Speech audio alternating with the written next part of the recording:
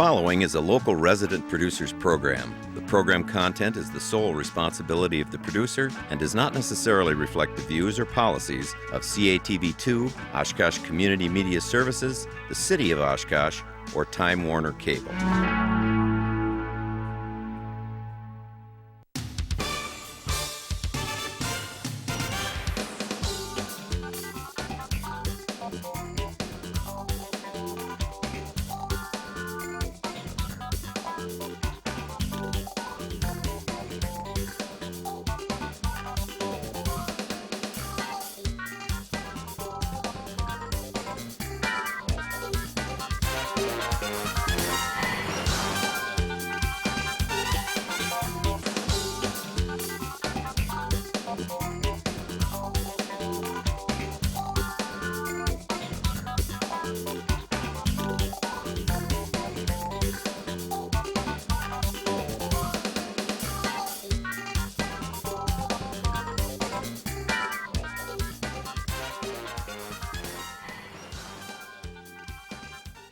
Hi everybody, welcome to Eye on Oshkosh. Cheryl Hentz here along with our co-host, Dan Rylance, back from his many, many travels and only back for a short while. Glad to be back. Off again.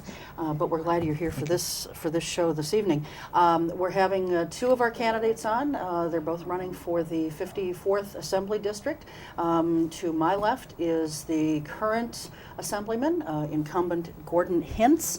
He's a Democrat, and his challenger is someone who I'm sure is very familiar to you folks too. First time that he's appearing on this show, but he's been in local broadcasting for a lot of years, and he's done a lot of the political forums, Jonathan Krause. So, and he is on the Republican ticket. So we're happy to have them both here this evening. So thanks to both of you for coming in. We appreciate it. And we've got you guys for the full hour, so we're going to talk about all kinds of things, and don't draw any blood from each other, but we've got questions, and you know, if you guys have questions of each other, feel free to ask them. Otherwise, if you want to just challenge each other on something each other said, that's fine too. We're a little bit looser, and I think a little bit more wide-ranging probably than some of the things covered by the candidates forum. So anyway, why don't we start out, each of you can tell us a little bit about yourselves and you know why you're seeking this position. Who wants to go first? We can let the incumbent go first. We alternated last time. We can do it again. Okay. Well, I'm State Representative Gordon Hintz. It's my second term representing the 54th District, which is most of the city of Oshkosh down in Madison. When I ran first in '04 and lost, and again in 2006, you know, my goal was to be an advocate for the Oshkosh community, to work with local government, to work with businesses, you know, to build a better relationship between the people who live here and in Madison. And you know, while you're voting on issues at the state level and local level, you know, I believe you have a role to play as a representative beyond that, in sort of being the tie to state government. I'm a native of Oshkosh. I went to Longfellow, Webster, Oshkosh North, or Washington Elementary, and graduated in 1992, and lived here about the last 7 years. Okay. And why do you want to have another shot at this? I guess you know, someone who's always been interested, worked at the federal, state, and local level. I feel like I have more to do, and to be honest with you, I think over the last 2 years, the learning curve is significant. I've learned to be more of an effective legislator. I think the state does have a big role in promoting opportunity for all people, regardless of income, whether it's public education or universities, you know, assisting people with, you know, social mobility, so everybody has a chance to get ahead. I think we've been able to accomplish a lot over the last 2 years, both in Wisconsin and in the Oshkosh community, and I think now more than ever we need people that are going to be balanced, rational, you know, take a short, long-term, and long-term approach to how we're going to address a lot of the most important services people receive during this economic time. So, you know, I'm looking forward to the challenge. You know, I think everybody recognizes we're in challenging times, but you know, I'm going to do my best to meet that challenge. Okay. All right, Jonathan, go for it. Well, for the last 10 years, I've been the news and program director for WOSH Radio here in Oshkosh. You made me feel a little bit old by saying long time. Well, 10 years is a long time. I'm only 38. My wife and I have been married for 6 years now. We live on the west side of town on Lark Street over by Oshkosh West and Oshkosh Lourdes High Schools. We are debt-free except for our house. And to get to that point, we had to make a lot of changes in our lives. We were in a situation where my wife had lost her job, And you find out pretty quickly that being in debt is not the way to go. So we made some big changes in our lives, cut back on a lot of things, worked to eliminate all of our debt except for the mortgage. And now that allowed me to take the opportunity to leave my position on air, which was a nice salary position, and go into the cutthroat world of sales for the radio station instead, which is commission-based. And as you can imagine, pretty difficult climate out there right now for sales. But because we made some sacrifices previously, we're in a position now where we're not in a world of hurt. Okay. And why do you want to have this position? Well, like a lot of people, I'm frustrated by the way that state and national government is going. And instead of being one of those people who complain about it all the time, I thought it was incumbent to go out and try to make a difference. Okay. So for me, to see the state being $2.7 billion in the hole heading into the next budget, I can't stand that. Well, and we're going to talk about political affiliations here, but you know, you're like so many people. You're frustrated with where things are at. Would you consider yourself to be a Tea Party person? Not really. Okay. I actually went to the Tea Party rally more to talk to people than to listen to anyone. And I would say I was there for about 4 speakers, and the 4 people who got up and spoke first didn't say anything that was important to me. Okay. I'm about controlling spending, getting us out of debt, and making sure that we have a long-term sustainable plan. And I didn't hear a lot of that from the first couple of speakers up there. So I guess not really a Tea Party person. Okay, all right. And as far as political affiliation goes, as I mentioned at the outset, you're the Democratic candidate, you're the Republican challenger. How long have you each been a member of your respective parties, and why? You know, I think we historically, you know, under the founding fathers, had a first past the post system, meaning, you know, that's why we have 2 parties. Anything more than that seems to dilute, you know, take away from one or the other. You know, in my case, I had 2 parents who were teachers, and always believed that, you know, I believe that government does have a positive role to play in the areas of opportunity, fairness, equality. Someone who attended public schools, you know, saw that role. I think the party labels sometimes box people in, meaning I don't think there's uniformity in terms of, you know, I think a Madison Democrat is certainly different than an Oshkosh Democrat. A lot of times we're disagree on regional issues, urban versus rural, city versus town. And so it's always more complicated than that. I don't like being placed in a box, but, you know, I guess my basic foundation is about the value of opportunity and the role that government has in making sure people do have that chance to get ahead. Okay. I've never been officially a member of any political party. Obviously, because you're a journalist, you have to have that kind of middle-of-the-road appearance for people. In the 2004 presidential election, I voted Libertarian because I wasn't particularly happy with the way that George Bush was running, and certainly didn't think anything of what John Kerry was proposing. In this last election, I voted for Ron Paul because Ron Paul was the only guy out there who was talking about what was important to me. Not spending so much money, getting us out of this national debt. And the other 2 major party candidates, they were up there talking about more and more ways to spend money. Yeah. That did not appeal to me at all. So how'd you pick the Republican ticket, if you will, at this time? Because I want to go back to what Republicans used to be about. Okay. Limited government, limited spending, limited taxation. Let people go out there and make their own lives. Okay, all right. You're making notes. Did you want to say anything? I or? just like to Okay. jot things down. Okay. Doodle. Doodle. Try not to fidget. Okay. Well, you know, and by the way, if you guys want to talk, you know, respond to each other, don't feel like you need an invite from us. No, Just no, go no. for it. So go ahead, Dan. Okay. Before we get serious, I want a couple questions. One is, Gordon, for you, you recently made your debut as a member of the Oshkosh All-Stars. That's I would true. like to know if you scored more points than City Manager Mark Roloff. I didn't. I didn't. We really Roloff was the key offensive ingredient, and I deferred to him. Okay. So There are also rumors you're going to play post position next year. Is there any truth in that? I thought I was playing post position this time, but Okay. may not have been as successful as I wanted it to be. Okay, Jonathan, I have one of your last 2 cents morning things was sort of a rant about roundabouts. I'm wondering if you've kind of calmed down a little bit, or are you still kind of seething about roundabouts, particularly one at Jackson and Murdoch, I think.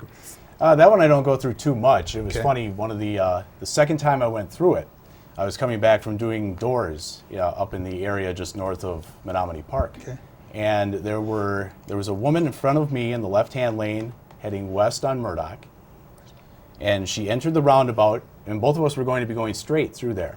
A woman was coming southbound on Jackson, saw that the woman ahead of me was in the inside lane, entered the roundabout to go straight down Jackson into downtown, and they had a collision. An accident that never would have happened if we still had the stoplights there yet. He's kind of like you. He's still a little upset with roundabouts. I'm not upset with them. Yeah, thought it's you not were. it's not the No, roundabout no. itself, it's the people driving to the driving roundabout them. that Oh, seem okay. to be the problem. Okay. And we have them now on the Witzel overpass, and that's how I get to and from work every day. That's a double one, isn't that 1-5? Yes. I Oh, the like one it. on Jackson Murdoch is Yeah, too. I okay. think it moves pretty well. But there again, every day someone's locking it up because they don't understand that the understand. left-hand lane can turn left and go straight. Yeah. Okay, can I ask a serious question Yes. now? Everybody will get used to the roundabouts. Yeah, okay. I want you to comment on the following statement. The 2010 election, both nationally and in Wisconsin, I think is about a corporate takeover of our country. It's not about the evils of socialism, parentheses, more government, but really about the selfishness of the wealthy. And I'm talking about the main races in California for governor and for U.S. Senator. I'm talking about the race for U.S. Senator in Wisconsin. What's your response to that statement?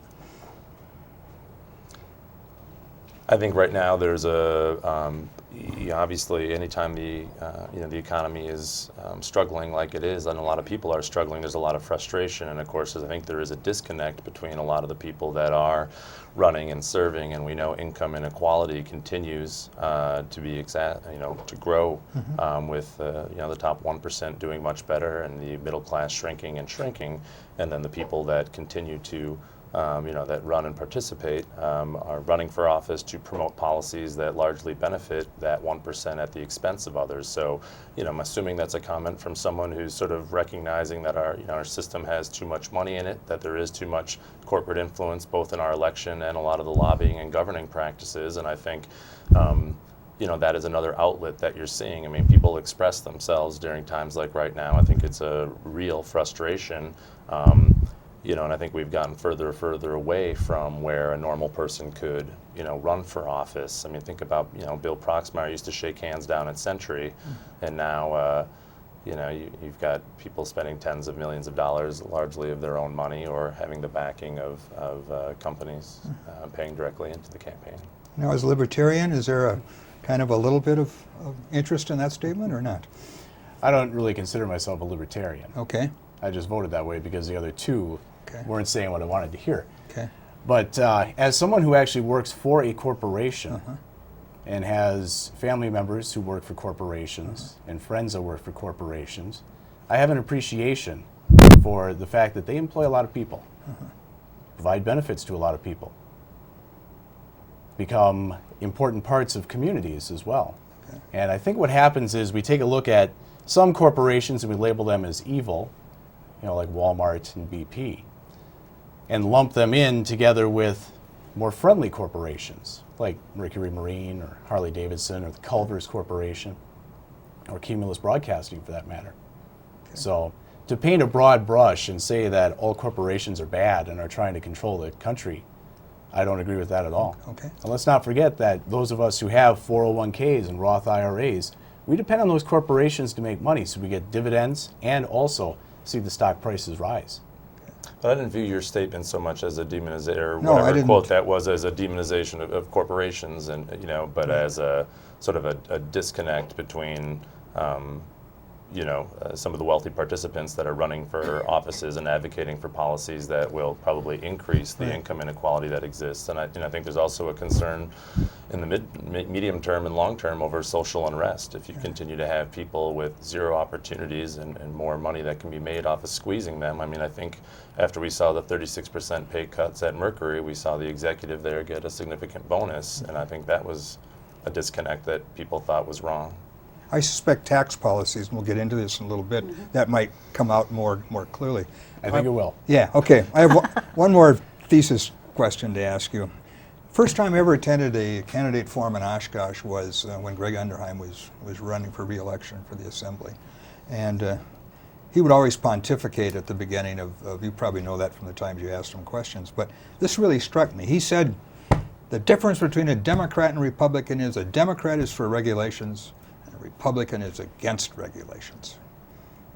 How would you respond to that? I would say it depends on what the regulations are. Okay.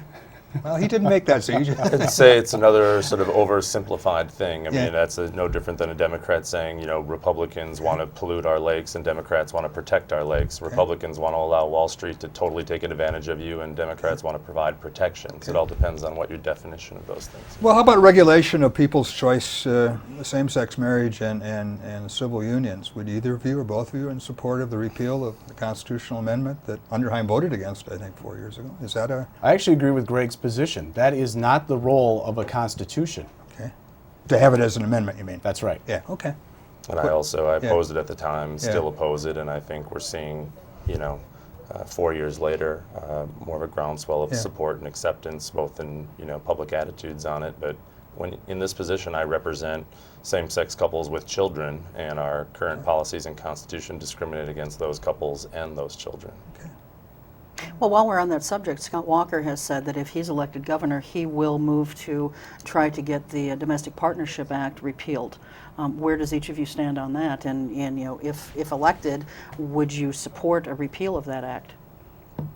I wouldn't. That was a big part of, you know, a minor step. You know, I don't think anybody felt like it went, you know, anywhere close to repealing the constitutional amendment, but at least there were some basic benefits that removed some obstacles as it relates for two people who are in a committed relationship who, you know, made the decision to see each other in the hospital, have some of the legal benefits afforded married couples. So I think there would be a significant fight in the legislature before that was overturned, and maybe he's pandering to the base. Okay. Jonathan? Was that something that actually required legislative approval, or was that the governor just put it in? No, we approved that. I'd have to take a long, hard look at it. Just For what do me, the top priority for what is in the first session here has got to be balancing the budget, getting more jobs back to the state. Social agenda, we'll worry about a little bit later. But it would be, would repealing, you know, we have state employees that now can have benefits under some of those rights that we planned. So would you remove those benefits for those same-sex couples? I mean, I know I have some state employees that benefited from that. So I mean, I guess it, you know, it technically might be something they're pushing to balance the budget. In other words, are civil rights worth repealing for money? And I don't think so. I wouldn't look at it as an economic issue myself. Okay. Okay. All right. Let's talk about corporations for a little bit. Sure. Want to talk about you know, TIFs and corporate welfare. I know, Gordon, you supported the tax incentives for Oshkosh Corp. And now, does that support include, or did it include, the TIF money that the Oshkosh Common Council approved? As I understood it, when and part of this was when Oshkosh Corp was making their bid for the FMTV contract, working with the state of Wisconsin and with the city of Oshkosh, you know, they built into their bid anticipation of a level of state assistance that matched their projections and the TIF assistance from the city. And you know, some of those things were loose, but they, you know, rolled with it, and that was part of their competitive bid building in there. So the state assistance of the $35 million is, you know, over several years if they match both the employment numbers and maybe some capital investments. It was one of the enterprise zones programs that was included in the budget that was used there, but it didn't have anything to do with the $5 million. But I think that was part of the overall contract offer that they made, included both assistance. Right. But as a taxpayer, as a homeowner in Oshkosh, how did you feel about the Oshkosh Common Council approving that TIF money? I generally supported it because I think you know, jobs are important at this time. We've got a you know, contract that you know, I think they asked the right kind of questions about the future use of the facility if the defense contracts dry up. I think the value will be added to the property, so the TIF will be paid back sooner rather than later. They did design it as a pay-go.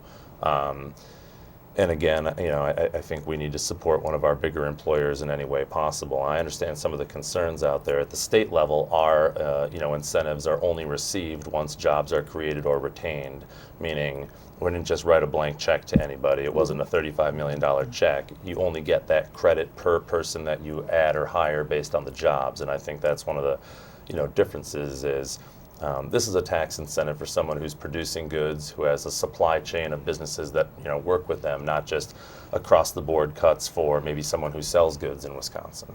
Of course, it's also a tax incentive for someone who I think there's many in the community, and I happen to be one of them, think that this is a type of corporate welfare. They are a very large company. They make a lot of profit, and I know that there's people on the other side of this argument who will argue against me on that, but they do make a lot of profit. And, there's always that but-for test when it comes to TIF monies or the creation of a TIF, and they had already had the plant pretty much built when the council took the vote on it. And so right there, they failed the but-for test as far as I'm concerned. And so I understand where you're coming from, but your answer, and I understand where you're coming kind from. of surprises me a little bit here. Well, I'll say this. I mean, TIF law is incredibly complicated, and I'm not saying that it doesn't. I think you're right on the but-for test. There's a gray area that has been exploited several times. We've seen TIFs built in green fields when I think that goes beyond how it was originally done by several communities. And so I think under strict reading of a but-for test, you're correct. That being said, maybe I'm sympathetic to the fact that, we had a big player in town that, you're right, if it's not going to come from us, it could come from another state, and I think, we have to But the find a way plant to was make it already work. pretty much built, and therefore the jobs were already planned. Yeah, but like I said, I think they built that into the contract on the assumption that they may get that assistance. Well, never assume, I guess. I- Jonathan, go I'm ahead. fully confident that the TIF money will be paid back by the Oshkosh Corporation, Sure will. that taxpayers are not going to lose out on anything. Remember that it just is strictly for that property site. So it's not like we're drawing from any other city resources. The money was there already. And unfortunately, that is the rules of the game now when it comes to expansion of business. We have to compete with states that have much lower tax structures for their companies. And we have to provide them with every incentive possible to keep them here. Well, let's talk about some of those restrictions and those fees and what have you, because the combined reporting is one of the things that you'd like to see repealed. Talk to us about why you want to see that repealed. Well, what it does is it puts, again, companies operating here in Wisconsin at an unfair advantage to a lot of other states. And it was put in basically as a quick fix for a serious budget problem that had been created over the last couple of years and needed a short-term solution. What we are seeing now is companies that are feeling the effects of that are coming back to the state and saying, we can't live under this situation. So now lawmakers come running in with the tax credits and incentives, acting like what I like to call the arsonist firefighters, creating the problem and then arriving on the scene to solve the problem that they helped to create.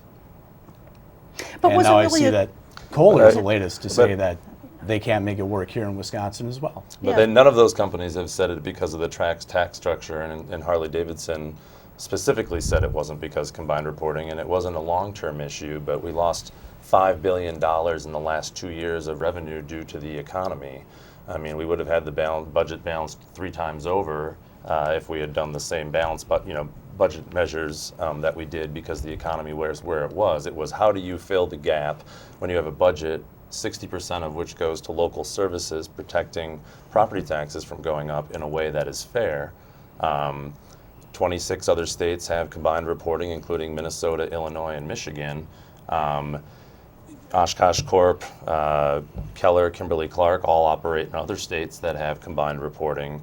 To me, we charge a corporate income tax in Wisconsin. If we don't want to have that corporate income tax, let's get rid of it altogether. But to say it's okay for you to use a loophole while other people like us pay more in taxes to subsidize that, I don't think is fair. I would support repealing the corporate income tax if we could come up with another way to charge revenue, if that would create an advantage. But the way that I see things is, let's not say we charge a corporate income tax, then let some people out of it, even though they're paying it in our neighboring states. I just find it interesting that we talk about the economic recession, and then the way that we're going to fix that is to put more taxes on our largest employers. For people not watching the But see, show, if you didn't have that, you would be increasing property taxes by double digits. I mean, that's the choice you have. You can't have it both ways. If you cut state spending along the lines you're talking about, and by adding combined reporting repeal to the deficit, you're over $4 billion without a single idea on how you balance it. And so I think that's kind of, that's all talk, no action. What were you going to say, Dan? for some of our viewers, maybe we should define what combined reporting is in case some people don't. Can we just, what is it? Right now, if you're a multi-state company who does business in Wisconsin, Okay. you can set up a subsidiary or a P.O. box in a state that doesn't charge corporate income tax and rent it Okay. and charge it back, Okay. and essentially not report your profits here of the money that you make in Wisconsin. Okay. So you circumvent what we charge. We have a corporate income tax in Wisconsin. It's one of the lower corporate income taxes of states that actually charge it, but companies like McDonald's can use this, and it's totally legal. What we did was take a portion of their total combined profits to assess what the corporate income tax is. So I mean, the question is, should we have a corporate income tax or not? I think is a valid question. But if we're going to have it, let's not, push taxes on people like us who can't get out of paying them, and let companies who are making money here. I mean, why should Target pay taxes in Minnesota but not Wisconsin? Well, and I haven't really seen any of these companies leave. leaving in the other states where they do have the corporate income tax and have these loopholes closed. So do you have, Jonathan, some kind of evidence that these companies have left in some of these other states? In other states? Yes. I don't have records on all those companies. I just find it incredibly ironic or coincidental that as soon as we put the combined reporting requirement in place, 3 of the largest employers in the state said, we need serious concessions from our employees and incentives from the state, or we're out of here. Well, maybe it was a scare tactic too, to try and get something like this repealed. But some of them were asked. I mean, with regards to Harley Davidson, there were some changes that were already done in years past that had a single sales factor that benefited a lot of the companies that produce in Wisconsin, that lowered their tax burden significantly in a way that I think did work. But people, Harley Davidson and Mercury are people that make motors and motorcycles, and the recession has caused a significant decrease in demand. Okay. Yeah. Jonathan, I went to the League of Women Voters thing, and I want to repeat what I took notes on you and see if I wrote it correctly. We were in education, and you mentioned that you wanted to have a 2-year freeze for new hires and a tuition freeze for 2 years for the UW system. Is that? I don't know if it was new hires. It was on the UW system spending. Okay. So a freeze on spending for 2 Yes. years. And then tuition you wanted to hold for 2 years. Correct. Okay. Then you said something that upset my wife. She's a faculty member. I think you stated that you would require all faculty to teach 1 more class per semester to kind of toughen up a little bit. I didn't say require, I would ask. Okay. Her question to you is, what difference would it make? Are you going to then lay off every 4th person because the other 4 are teaching 1 more class? What do you gain from having people teach more classes? How do you save money? What you gain is greater access to the classroom for students, because we have a lot of kids who are going 4.5, 5 years because they aren't getting the mandatory credits So you want to that they offer need. more class offerings? Yes. Okay. So what that does is it opens up okay. more classroom I'm- space, and we can actually get people out in 4 years. Okay.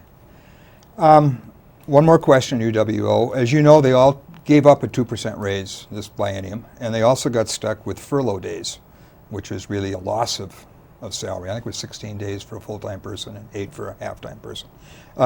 Do people support a restoration of the 2% raise for next biennium and the elimination of these required furlough days that they had to cough up? I'm not a big fan of furloughs because they were just basically imposed by the governor. Yeah. What I would rather see is negotiated concessions. There are no collective bargaining for faculty and academic staff. They have no position. Well, they were given the right to form a union. Right, in the and 2 of the previous campuses budget have, as passed by Representative Hentz. Yeah. But You don't like collective bargaining? actually, talking to many of your colleagues, they weren't asking for it. Oh, really? What were they asking for? shared governance, which has no power on campus at all? We didn't. I mean, and again, we didn't vote on making anybody do anything. No, All we it's did was say just you have the enabling right to yeah. decide for yourselves. And again, neighboring states and most other states have the same right for their Right. faculty, and Right. they can choose on their own. Right. Well, where are you guys at on restoration of the 2% and getting rid of giving an additional 16 days without paying? I don't see where we're going to be able to afford the Okay. 2% right Okay. now. Okay. And let's not forget that seniors didn't get a raise in their COLA for Social Security this year. Okay. I think this is something that's going to come up during budget time. I think the furloughs were something that was done, but certainly didn't achieve the savings versus some of the problems. I mean, I know we had issues related to, overtime that actually went up due to meeting some of the staffing demands. So the furloughs wasn't exactly this, fantastic, Right. as much savings as was done. It still was a savings. I think that's got to be something that's on the table. I mean, we need to look at our state workforce, which again is lower, smaller than most other states or than the state average. I believe it's 8% below the national average, and ask them to come to the table and work with us. I think they understand that their friends and neighbors are in the same position, or in a difficult position, and we look at what we can do. But I mean, I brought it up at the last debate. That retention of quality faculty has got to be, a priority, and because I represent a lot of them now, I certainly hear the frustration. This wasn't an easy decision, to rescind the increases and have the furloughs. I think if you take the Big Ten schools, starting with 6-8 years ago, UW system as a whole is near the bottom. 10 years ago, they were in the top. So I mean, we're not competitive with the other We've Big lost Ten schools. faculty at UW Oshkosh as well. Right. Yeah. You know what will happen when you take such a small comparison base? When Wisconsin moves up, if we pass Iowa and Minnesota, Yeah. the professors there are going to go back and say, we've fallen behind Wisconsin. And then they'll get a raise and move ahead of us. Well, And isn't that what the then corporate world Wisconsin will does, come though? back and say, hey, Iowa and Minnesota passed us again. We need to get ahead of them again. And then pretty soon Michigan and Ohio State and Penn State, who are up above, they're looking back and they're, wow, Wisconsin, that the- Iowa, and isn't that the Minnesota market? are about to pass us. Isn't that the market working? Yeah. Isn't that free enterprise? I mean, isn't that how the corporate world works? Well, then It's running government like a business. Yeah. Okay, let's move on to elementary and secondary. I think you also said you don't support SAGE anymore. You want to get rid of that, or is that just one of the options? we don't need to continue expansion of it, and we need to get it back to areas that are highest in terms of poverty, not the expansion that we've seen over the last few years. Plus, let's not forget that funding from the state for SAGE does not cover the cost of the program itself. It doesn't pay fully for the teachers, it doesn't pay for the extra classroom space, and that's been the reason that Oshkosh and a lot of other districts have decided to pass now on SAGE, because they can't afford to bring in the extra teachers, and in some schools they don't have the extra room. Your response?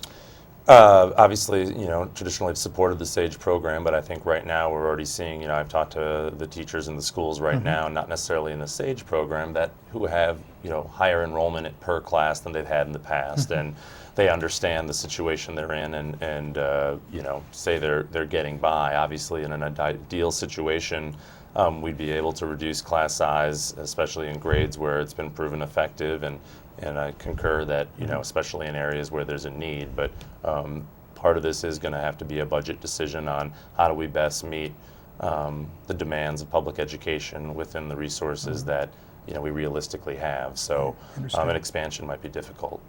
I went to a country school where it was 32 kids, 2 grades, and 1 nun in a room. You want to move back to that, or? They turn out okay.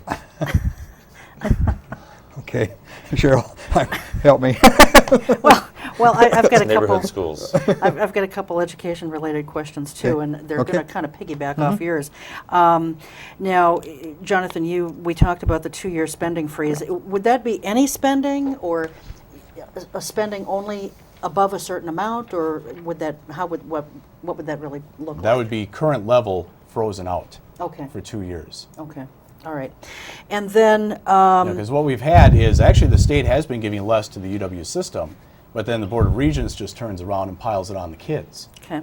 5.5% each of the last 4 years when Representative Hintz has been down there, which is a 24% increase in tuition.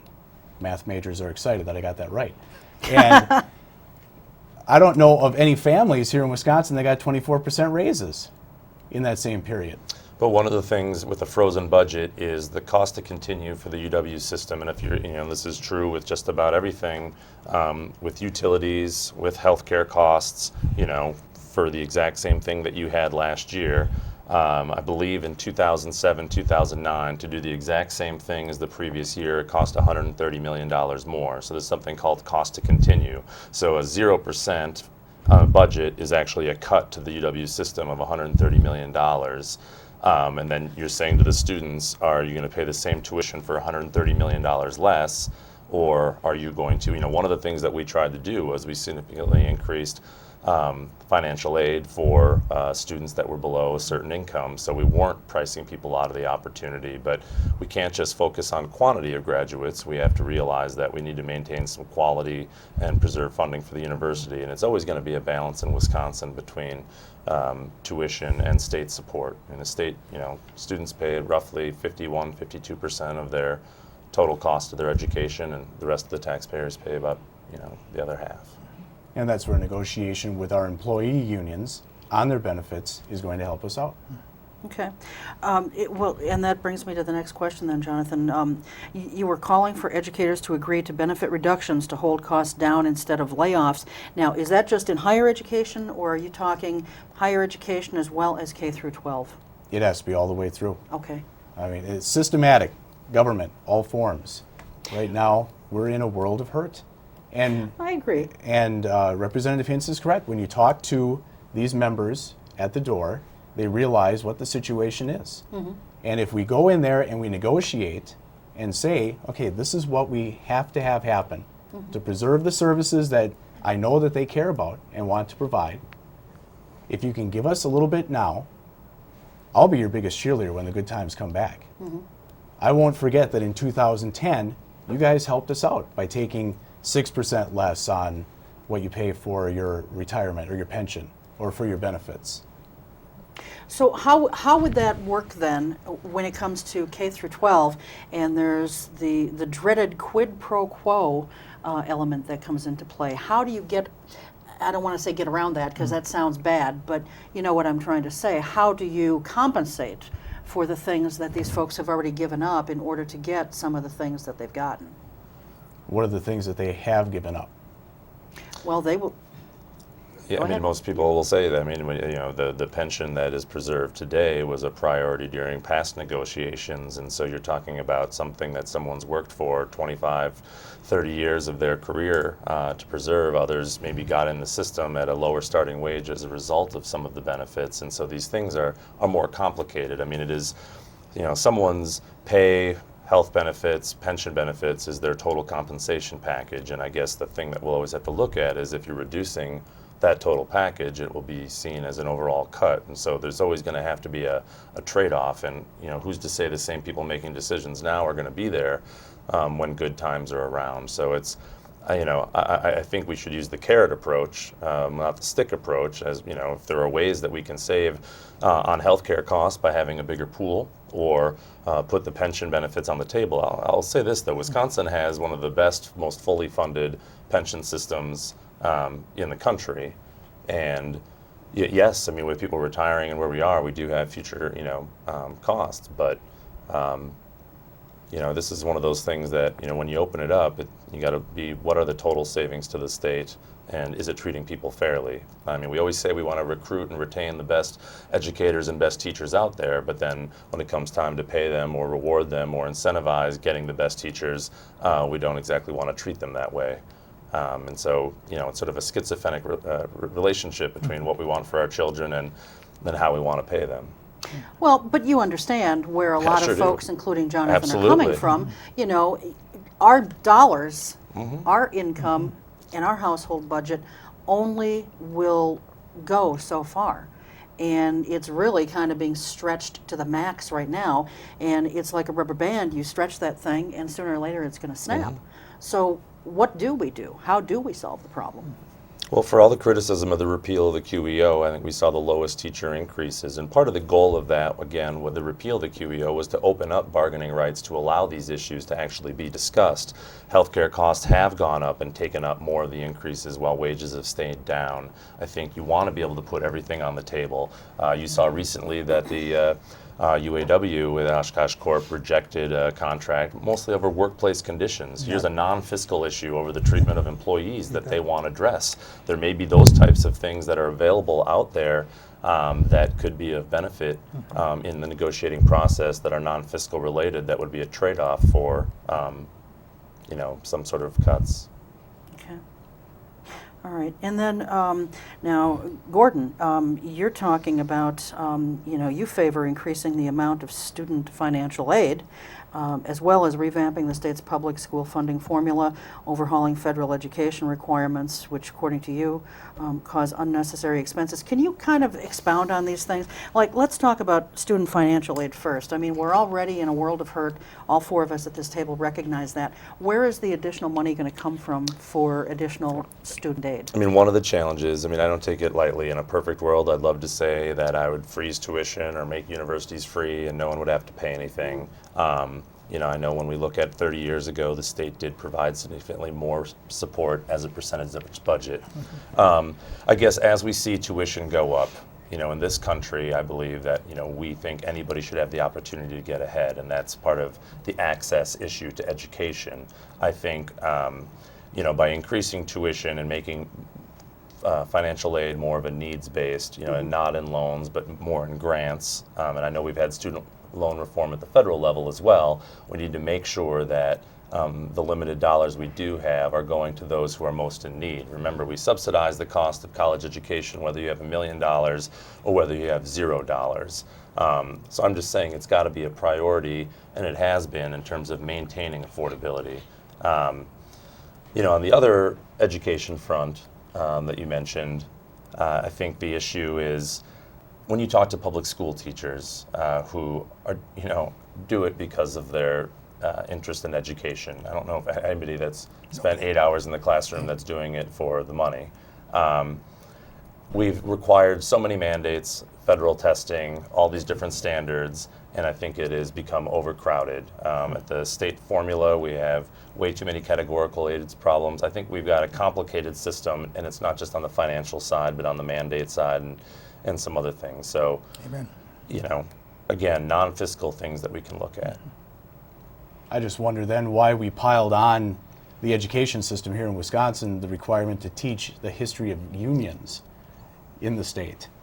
Well, with my friend Dick Spanbauer casting the deciding vote, we were able to pass that. Some of these things are soft mandates. We did have several people who generally oppose additional mandates, but when you have a time when you have Texas, rewriting the history books, I think, there wanted to be some memory of who, fought for a lot of the workplace benefits that we have, why we have the 40-hour work week and something called the weekend. Mm-hmm. And there's a good story to be told, especially with Wisconsin's role in that. So it's not a additional requirement. It's an incorporation that many good history teachers were probably already teaching.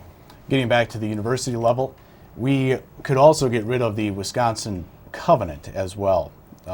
As far as I was concerned, Jessica Doyle, instead of going out and telling 8th graders that if you do well, we're going to cover all the costs so you need to get to college, she should have been going to nurseries with newborns and talking to the parents and talking about EdVest, the opportunity for you to put money away for your child that will grow tax-free for them to spend when it's time to go to college, and give them a very simple little spreadsheet that shows if you're willing to put away $100 a month, which is a difference in cost between that fully loaded minivan with the 2 electric side doors and the DVD player in the back, and a used model with not so many features, you could have more than $50,000 if you get 8.5% return, which is what the Wall Street average has been, the entire stock market since its inception.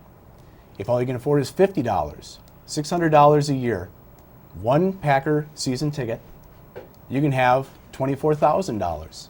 My Webster Stanley parents don't drive into Webster Stanley every day with those kind of vehicles. You must be different on the Well, other and side look, of town. we just had Money Smart Week here. I don't think anybody thinks we shouldn't be encouraging financial Yeah, literacy and other behaviors, but the reality is the covenant was aimed at setting aside needs-based financial aid for those 8th graders, giving them a sign that for those parents who didn't think they would ever be able to send their kids to college, knowing that there would be some assistance available, and planting that idea with both parent and child to maintain that average, grade point average, to maintain good behavior. So, I mean, again, I think legislatively there's sound policies that we need now, and certainly anything we can do to encourage more long-term thinking at the individual level. I don't think they're mutually exclusive. I think a parent who is putting away money for their child's education will make sure that the child is more than motivated and willing to make or put in the hard work to be college eligible.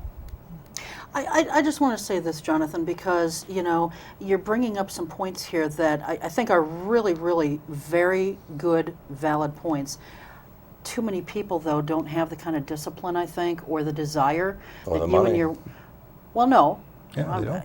I'm talking about what he's given up, what he and his wife have made a conscious decision to do in their household, and that's forego some of these luxuries, if you will, in order to be debt-free other than the mortgage. And I think that's really commendable. But too many people, maybe they don't have the money to give up, but a lot of people do have. They buy cigarettes, they do buy Packers tickets, they have, you know, premium cable channels in their homes. I mean, we all know people who do those things.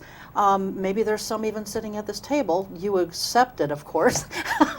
But, you I'm know. missing NHL Network, by the way. The season started today. That is a huge sacrifice on your It part. is.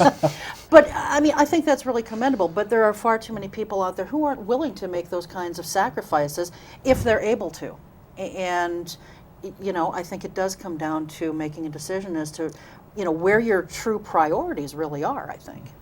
So, did you have anything else on education? No, I think we've covered it pretty well. Okay. Yeah.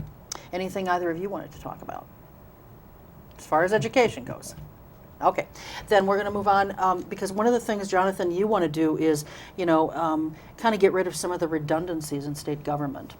And I think anytime we can eliminate duplication of services and redundancies, I think that's a good thing, as long as it's done smartly and where it doesn't, you know, negatively impact people. Where are some of the redundancies that you see in state government right now? Well, one of the areas we could probably take a look at is the role of the state patrol. We put a lot of officers out there in areas that could be handled by county sheriff's departments. We also see the repetition of service that comes with a lot of the senior care program. With all the changes that were supposedly made as part of the new national health care reform, they're supposed to eliminate the reason that we have senior care. Maybe that's something we need to look at. Because remember, when it was first approved, stopgap measure until we had Medicare Part D. And we've had Medicare Part D for a while now. Okay. Anything else as far as redundancies go? Okay. Well, we've got a lot of, we have a couple of financial services overview departments that could also be handled on the national level. Okay. We can get rid of the lieutenant governor position, secretary of state. We've been hearing that from some folks. That's not so much redundancy, it's just meaningless government What position. does it do? Yeah, what does the position really do? I want to talk, this isn't so much about the state patrol, but it is about roads, and I guess it's a little bit of a beef with whoever approved this in state government. We are seeing, and I've noticed them here in Winnebago County, at the entrance to the highway by Jackson Street. There are these gates, they're like railroad arms, that are right at the beginning of the approach onto the highway. Now, when these things went in, I'm scratching my head saying, what are these things and why are they here? And I asked someone from the DOT that. Now, these things are at a cost of, and he sent me this long email explaining, I was really grateful for the email, explaining why they're there, what the cost is.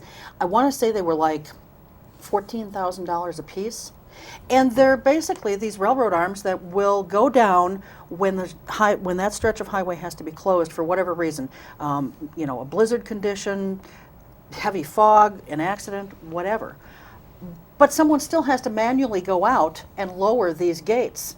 Now, I'm sitting there thinking, okay, if someone has to go out and manually lower the gates, Where's why the didn't they just orange wooden put up, barricade? Yeah, put up the barricade and save money? Because these things are all over. Mm-hmm. They're all over. I've seen more and more as you drive down toward Milwaukee, Madison, Chicago.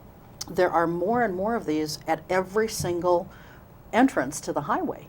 And the DOT tells me that this is a big push that came, I think he said, from the State Patrol, and you know, they're going to be all over the state when this is said and done. What sense does this make? Isn't this a huge waste of money? We didn't in the legislature, approve Who approved rail this? crossings, but if you remember the big backup that took place on I-90 in the winter storm between Madison and Beloit, I think it was, where there was ice and snow and the trucks couldn't get up the grade. There were thousands and thousands of cars stuck out there for something like 20 hours, and there was much criticism of the state for its response and to the State Patrol and others for how it was handled. And of course, each time we do an infrastructure upgrade, I think like Highway 41, they may be adding these things as ways to keep people off the highway, to divert that kind of backup. I mean, it's a capital expense that hopefully the 14,000 will be something that lasts for some time. But Here's the situation. If you did have to close like 6 ramps along a stretch, that's 6 officers you have to have on each of the ramps.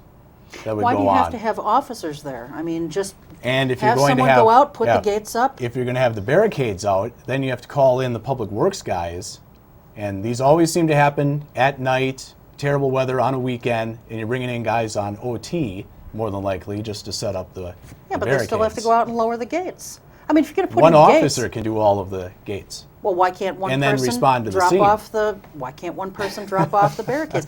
I don't know. I'm gonna They find out aren't, they aren't that as bad as roundabouts. It just seems like a stupid waste of money. I mean, I may understand some of the logic in it, but make them automated then, so nobody has to go out. Then they're more expensive. Yeah, but you're saving money long term because you're saving all those wages. And someone has to be sitting at a place to push the button for all of those too. Well, I don't know. I don't know the answer to I that. wasn't This is- expecting that question tonight. No. Yeah. Well, it triggered. It was triggered in my mind when Jonathan was talking about the State Patrol. So Plus, you'd anyway. be surprised how many people will drive around barricades. When I lived in the Twin Cities, they had the Twin Cities Marathon. A woman got out of her car, moved a barricade, and drove onto the marathon route. Well, I don't know. I understand that. I understand people do that, but to me, it just seems stupid. Okay, I have a quick question for Gordon. Why did my auto insurance premium go up this year? Did you ask your auto insurance person why? Well, he gave me sort of an explanation that wasn't real clear, but I think he pointed to the legislature. I would ask him. I would get a quote from somebody else. I think Cheryl and I did an episode of this a while ago. Okay. Wisconsin was one of 2 states that didn't have auto insurance, and I can tell you in my first 2 terms, there's few things worse than someone calling you saying, I just got hit by someone without auto insurance, Okay. and I'm left out to dry. We hadn't increased the coverage levels since in 27 years, but when the year before, when the auto insurance companies increased their insurance 21%, there was no auto insurance changes. They lost money in the market. I mean, your rates are based on what things are happening on the market. So everybody that I've talked to that's challenged why their increase went up, unless your coverage changed, but most people had the levels that were set by the legislature, realized that they were able to get their old rate at another place, and they were taking advantage of either market decline or using this as an excuse. So My rate went up $16 Okay. because we were at the higher limits Okay. already. Okay. The one thing that I find in talking with insurance agents around town, like Norm Bach and Dale Hodevec, they have seen since the law went into effect that requires insurance, they've seen a lot of people come in and get policies for 1 month and then never renew it. So to think that we've made things better out there by requiring insurance, I'd be willing to bet that we have put very few people into where they're actually covered properly. And that's because we require insurance. I mean, those people would have had no insurance before, and now they bought it for a month to be They able had to it for get a their month. license. So it's always been the trade-off, and we're like 49 other states now. You know, and the people who didn't have it before, I mean, they're going to show the same level of responsibility now that it's required. They're just going to not have it. In fact, my insurance agent just told me today, as a matter of fact, that we will probably, as a result of this, see more hit and runs because people don't have the insurance, they can't necessarily afford the higher rates, and they will be, as Jonathan just said, irresponsible. They won't have the insurance, and therefore if they hit someone, they're just going to probably take off. Well, they wouldn't, higher rates, it would just be they didn't have insurance before. Well, but there are some people who, if Didn't have the coverage level. Right, and now they have to have that higher coverage level, and maybe they can't afford that, and so they may just drop what they have, you know, so. And let's not forget the stacking that was also put into effect, where if my wife crashes her Saturn because she's insured on my Jeep, the attorneys for whoever she hits can go after that policy as well, even though she doesn't actually drive the Jeep because it's a stick. Okay, I want to cover just a couple things here real quickly, and we've only got like 2.5 minutes left. Assessment on hospital revenues, and there were some new taxes on cigarettes. And Jonathan, you want to repeal both of those things if you get elected. Not so much the cigarette tax. Okay. The hospital fee tax, or bed tax, it's basically an accounting trick. Because all that does is it just ups the amount of reimbursement from Medicare. So you get a choice. You either take it from this pocket as higher payment in the hospital, or you take it out of this pocket with more in welfare payment or Medicare payments. Okay. As far as the cigarette tax goes, I don't smoke, and you know, it certainly does contribute to some of the health issues that we have here in the state. But as I tell people who are outside smoking, other houses when I'm going door to door, oh, you know, the ban doesn't apply to your house. And they say, I know, but we got kids and all that kind of stuff. And I tell them that, you know, the unfortunate thing is we're so dependent on the revenue generated by those higher cigarette taxes that we actually need them to keep smoking. So I guess I don't understand. I would say the hospital assessment, I mean, you know, again, if you don't repeal it, you know, you're looking at probably twice the budget deficit. Again, this was something that was supported by both hospitals here because it increased reimbursement, which should lower private premiums for everybody else because you have less to subsidize then when Medicaid doesn't pay the full cost. It was supported by WMC, my good business friends in Madison. 23 other states use this as a way to draw down federal funds to pay for increased reimbursement in Medicaid programs. It was something we should have done in the previous budget. We did do it in the last budget. It is complicated, but it is a good, you know, to repeal it now would hurt the budget. Okay. All right, very quickly, in about 30 seconds, each of you, just tell us, look into camera 3, tell us why people should vote for you on November 2nd. Jonathan, go.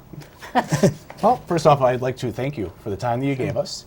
And I just want everyone to know that fiscal responsibility and job creation are my top 2 priorities here if elected to the State Assembly. I will work every day to make sure that we spend only what we have and what we can afford, and that we make Wisconsin as business friendly as possible to not only keep you employed, but also provide you with the products that you want to buy. Thanks. Okay. Gordon. Well, Representative Gordon Hintz, I also want to thank you for both having me here tonight. It's been a pleasure to represent the people of Oshkosh the last 4 years in the legislature. We're obviously in a tough time right now. We need to do everything we can to support those who've been displaced, encourage educational opportunities and job training opportunities, but grow the economy long term, continue to fund core services like public education and public safety, but obviously make the tough decisions and live within our means. Do the best I can over the next few years and hope to have your support. Okay, excellent. Thanks to both of you. Thank you Good both luck for to coming. each of you. Good I luck. know there's only going to be one winner, but good luck to each of you. Good luck to you. And the election luck is to you. Tuesday, November 2nd. If you can't go to the polls on that day, be sure to write a letter or ask the city clerk or county clerk to give you an absentee ballot, but you do have to sign something that is requesting it. So anyway, thanks to both of you, thanks to the crew, and as always, thanks to you. We'll see you next time. Until then, take care. Keep your eye on us. We've got our eye on Oshkosh.